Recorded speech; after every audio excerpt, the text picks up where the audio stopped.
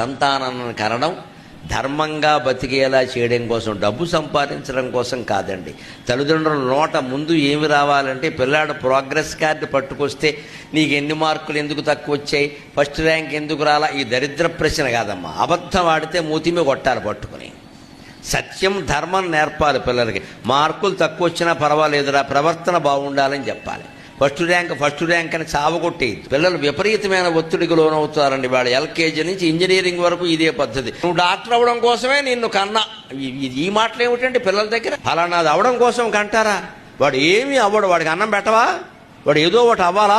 ఈ తల్లిదండ్రుల యొక్క దురాశలు తగ్గిపోవాలండి బాగా. నువ్వు బాగుంటే చాలు, 4 మెతుకులు తిని ఆనందంగా ఉంటే చాలరా. మన పెద్దపల్లిలో ఉద్యోగాలు లేవా, ఏదో చేసుకోరాదా, మా కళ్ళ ముందు ఉంటావు. ఈ మాట తల్లి నోట తండ్రి నోట వస్తే కుటుంబాలన్నీ బాగుంటాయి. నువ్వు వెళ్ళిపో, నువ్వు హైదరాబాద్ వెళ్ళిపో, నువ్వు అమెరికా వెళ్ళిపో, మరి పెద్దపల్లిలో ఎవడు ఉండాలి? ఈ మాట రావాలి.